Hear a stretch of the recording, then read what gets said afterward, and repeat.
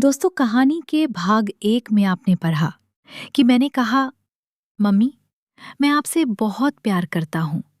मेरे जीवन में आपसे सुंदर अच्छी कोई है तो वो आप ही है। मैं पापा के बिना आपको ऐसे मायूस नहीं देख सकता। अब आगे। मम्मी, बेटा, लेकिन हमारा रिश्ता माँ बेटे का है।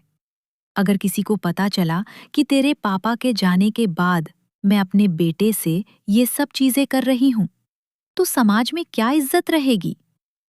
मैंने कहा, मम्मी, आप झूठे समाज की बातें मेरे सामने ना करो तो ही अच्छा है। जब हमारे परिवार का बंटवारा हुआ, तब कहाँ था ये समाज? तब किसी ने सोचा कि हमारी जिंदगी कैसे गुजरेगी? लेकिन बेटा, फिर भी ये सब नहीं कर सकती।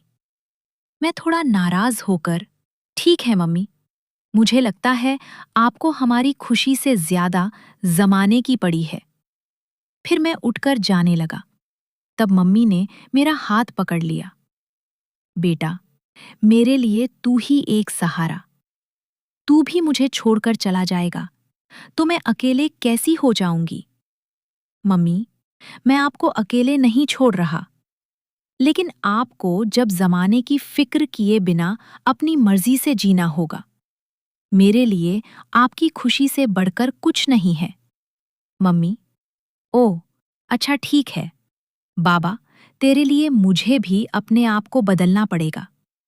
मम्मी ने मुझे मुस्कुराते हुए देखा और अपने हठ मेरे पर रख दिए। कुछ पल के लिए मुझे समझ नहीं आया, ये सपना है या हकीकत। मैं भी मम्मी का साथ देने लगा। ये मेरी जिंदगी की पहली थी जो माँ के साथ कर रहा था।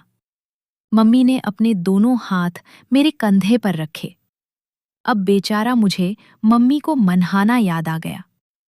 जब मैंने उनको बाथरूम में नहाते हुए देख लिया, मैं जोश में मम्मी में उनके पल के बाद मम्मी भी मेरा साथ देने लगी। मम्मी भी मेरे साथ लगी रही। अम्मा बेटे एक दूसरे को बातें करते समय किसी दूसरी दुनिया में खो गई। कुछ 5 मिनट तक हमारे दोनों लोग रहे। उसके बाद मम्मी मेरे से अलग हुई और शर्माने लगी। मैं बोला, आप ऐसे ही खुश रहा करो। मैं चाहता हूं आप दूसरी औरतों की तरह अपनी लाइफ खुलकर एंजॉय करो और मॉडल बनकर रहो। मम्मी बहुत एक अच्छे बेटे की तरह मेरी फिक्र करते हो और तुम अपने पापा से भी अच्छा काम करते हो। ऐसा काम तो उन्होंने भी नहीं किया। माफ करना बेटा, मैं भूल गई थी कि तुम मेरे बेटे हो और मैं किसी और दुनिया में खो गई।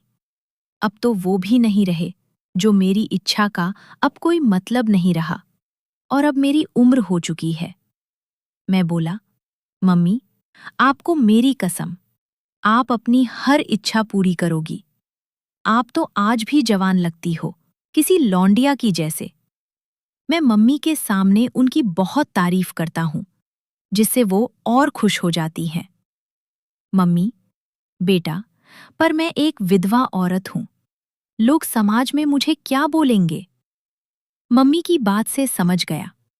उनकी इच्छा आजकल की मॉडल औरतों की तरह जिंदगी जीने की थी, पर समाज के डर रही थी। मैंने फिर मम्मी को समझाया कि मैं आप समाज की चिंता आप मत करो। हम एक अनजान शहर में रहते हैं। यहाँ मैं कोई नहीं जानता। आप जैसे चाहो वैसे एंजॉय कर सकती हो। मम्मी मेरी बात से खुश हुई। फिर मैंने मम्मी को शॉपिंग के लिए राजी कर लिया। मैंने अगले रविवार को शॉपिंग जाने के लिए मनाया। जल्दी वो दिन आ गया जब मैं मम्मी को शॉपिंग के लिए मॉल ले गया। मम्मी सिंपल साड़ी में भी तैयार होकर कयाम उठा रही थी। फिर मॉल के अंदर हमें एक अटेंड मिला जो जबान और हट्टा खट्टा स्मार्ट था। वो मम्मी को अपनी ओर से इम्प्रेस करने में लगा हुआ था। मम्मी को काफी ड्रेस दिखाता, उनकी तारीफ करता। फिर मम्मी को वो एक अंडरगारमेंट शॉप ले गया, जहां मम्मी अपने सामने कपड़े लेने में शर्मा रही थी। फिर मैंने बहाना बनाकर पार्किंग में जाता हूँ। कुछ थोड़ी देर बाद मम्मी मुझे अटेंड के साथ आती हुई दिखाई देती है। दोनों बातें करते हुए रहते हैं। मैं उनकी बात सुनने के लिए छुप जाता हूँ। अटेंडर बोला, मैम, सच में आप बहुत ब्यूटीफुल और स्मार्ट हो। इतनी उम्र में आप कयामत ढा रही हो, तो आपकी जवानी कैसी रही होगी? मैं आपकी खूबसूरती देखकर आपको इम्प्रेस हो गया हूँ। मम्मी बोली, आप ये क्या बोल रही हो? मैं एक बेटे की माँ हूँ।